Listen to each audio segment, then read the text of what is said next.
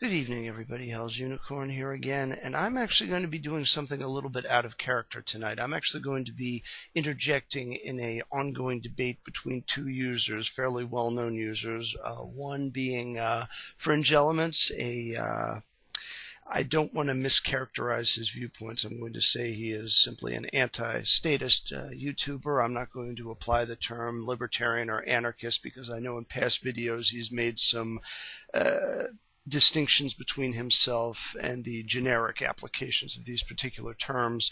And his opponent is one goes by the name of Anubis, and I forget all the numbers. Was it 2814? Anyway, not particularly familiar with him, at least not up until now, so I'm just going to give a general assessment of the performance of each as it pertains to the particular video that I'm actually responding to, which you'll see a link to in the description. There is an ongoing debate between the two regarding political theory, and then there's an aside going on about genetics, biology, and other applied sciences. I'm going to stay out of the scientific realm because I think it's a non sequitur. I have no idea why this got brought up. Usually when it gets brought up on Fringeelements' channel, he gets accused of being either a racist or a eugenicist, even though it's the other party that always brings this stuff up. Whenever this stuff gets brought up on my channel, I usually delete the comment and I block the user because I just really don't have time to deal with nonsense like that. I've stated my views as a matter of fact previously. I think this was a couple of years ago, but basically I'm mostly in concurrence with Fringeelements on this point.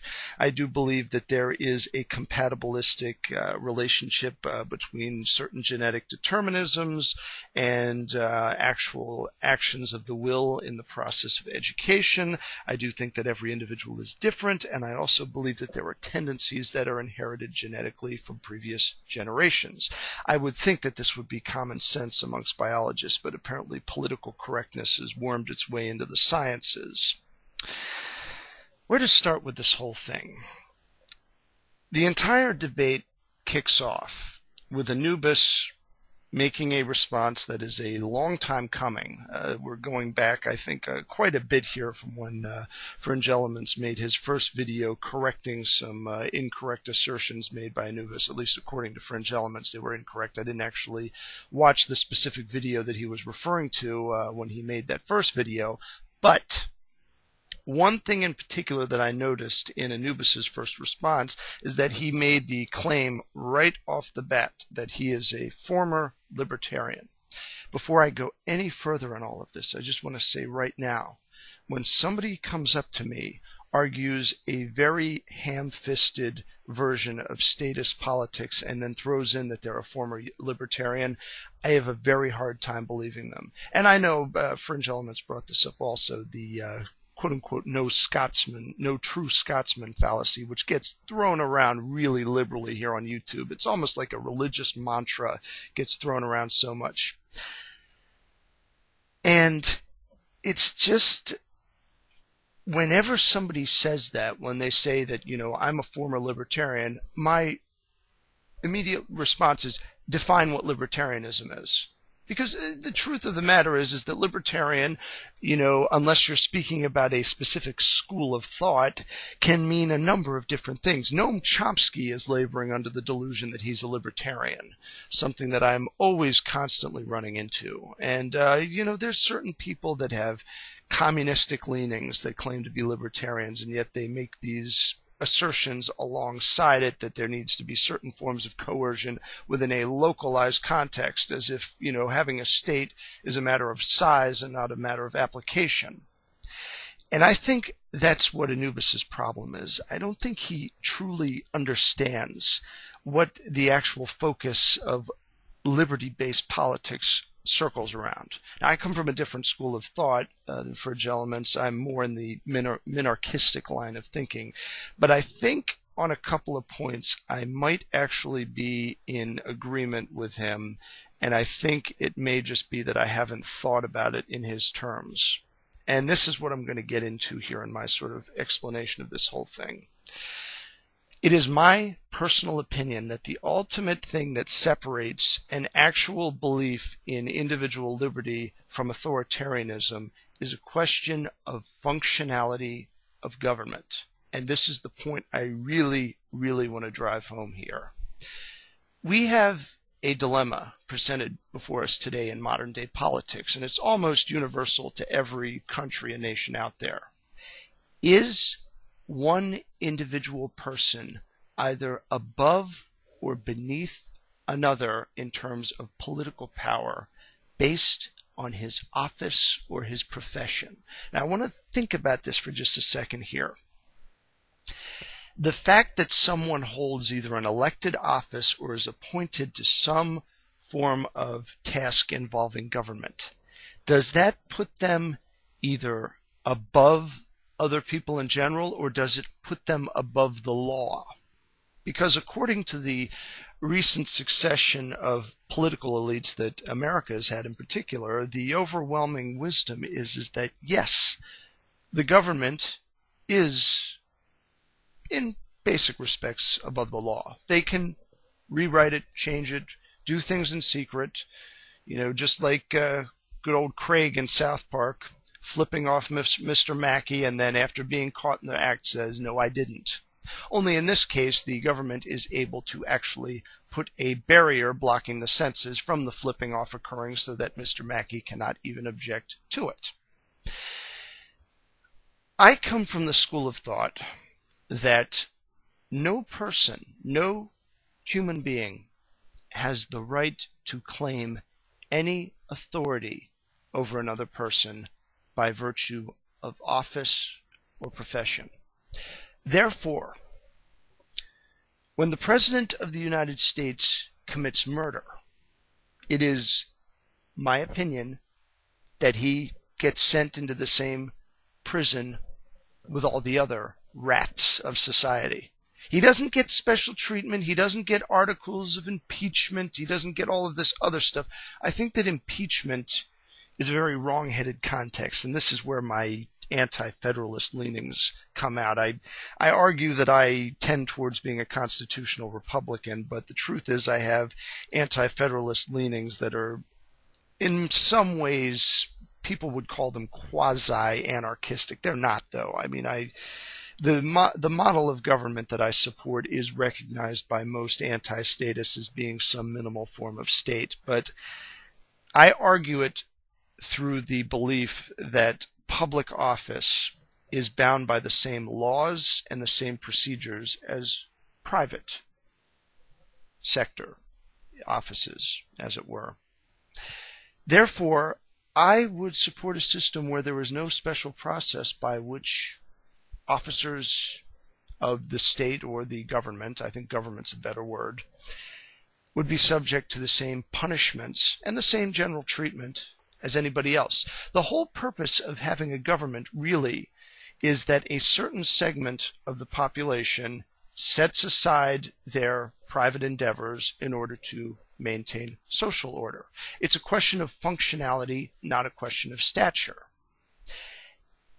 A lot of people in America pay lip service to this concept that nobody's above the law, but de facto, anybody they vote for is, if they win, they're automatically above the law, and it's a bitch of a time trying to get them removed from office, let alone actually try them for crimes they commit. I mean, we'll use the current president, Barack Obama, as a prime example right now.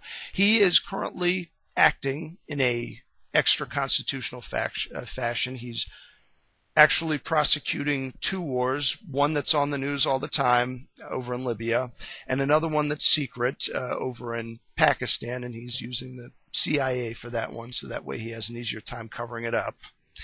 And people are being killed en masse. And according to our loose definition of what a good guy and a bad guy is, a lot of these people are not bad guys. They're just poor sheep and goat herders that just happen to be in the wrong place in the wrong time.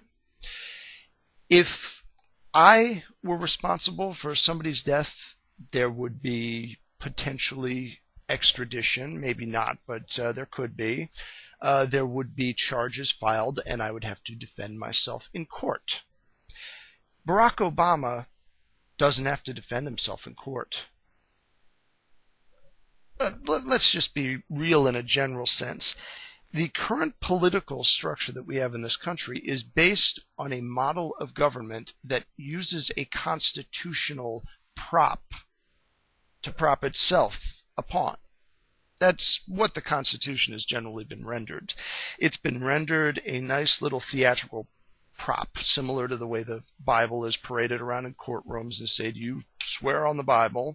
Now, the ironic thing about this is that I actually am a practicing Christian. I just don't do that crypto-Anglican superstition of the hand on the Bible and the hand up. Thankfully, in Pennsylvania, I can tell the judge that I affirm because I do not believe that I should be swearing in court to a God of a church that I don't belong to.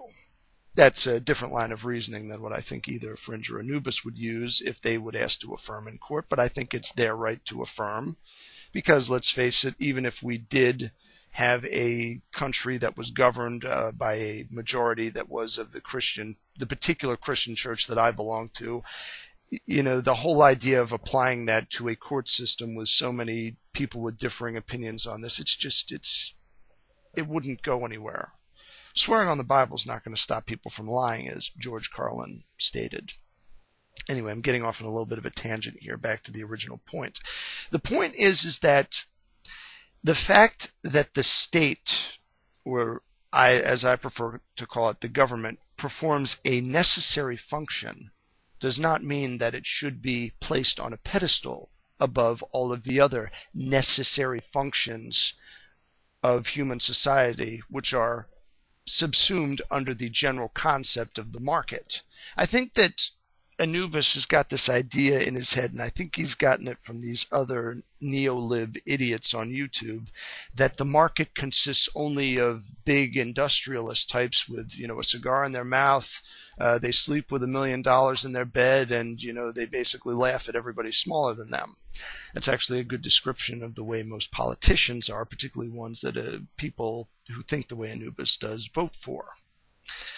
The truth is that the market is, practically speaking, everybody. Everybody's involved in it. I mean, Barack Obama goes out with his wife, and, after their crusade to get everybody to eat healthy, they go to a local place, get a stack of ribs. They're participating in the market just as much as you or I would be. So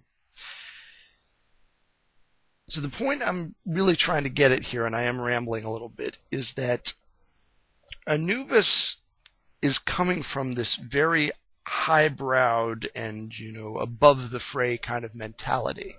And I'm going to go out on a limb here with this. When he says, ooh, Fringeelements is only interested in ponage, and I'm so above that. First of all, Anubis, you're a thin-skinned guy if you think that Fringeelements is poning you. I've seen how YouTube ponage goes, and he is very, very nice, and he's also very, very reasoned and factual compared to most of the garbage that I see on here. Garbage generally committed by people that seem to admire you. I mean, I don't think I even need to get into just how irrational the supposedly rational elite of the YouTube atheist community tend to be whenever they get into the political realm. So this whole notion of being highbrowed, of being an educated elite, of being above the fray, and how dare you, who never got a college degree in my field, dare to question me on anything, that is exactly the attitude that really gives us the society that we have today.